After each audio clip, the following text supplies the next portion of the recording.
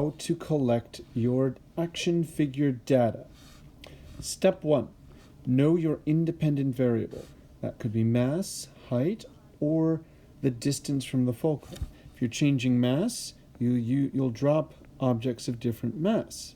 If you're changing height, you'll drop objects of the same mass from different heights.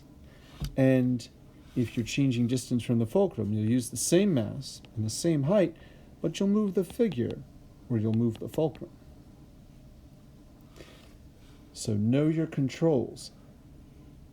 Know what you have to keep the same, and know your dependent variable. Every time we're measuring how high this figure goes.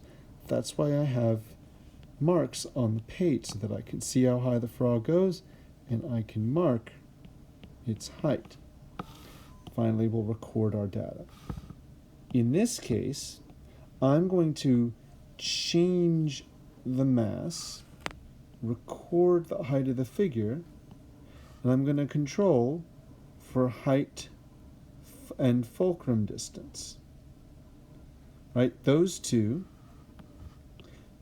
have to stay the same. I also am going to use the same seesaw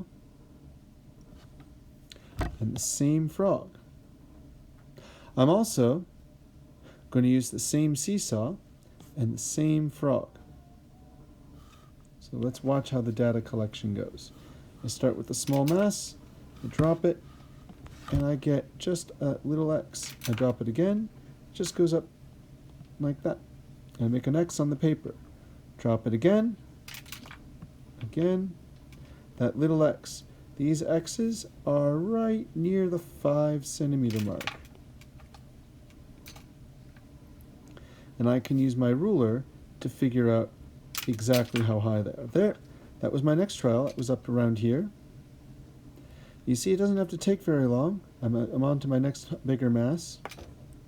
That one missed, so I have to do it again.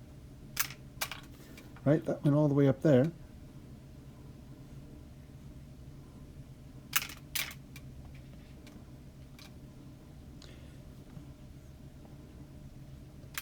If you use a camera, you can actually pause the camera to get a really good idea. Here's my last trial. So it looks like most of my trials wound up right around here, and I can measure that height. Here's my big mass. Line it up.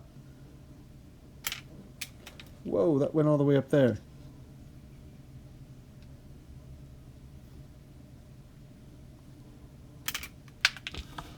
Even higher that time.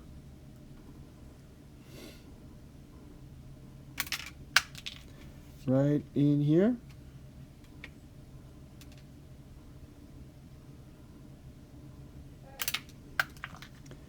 And right at that peak. So that's how you're going to collect your data. Make marks so that you can see where your frog went to. And make sure that you know your variables.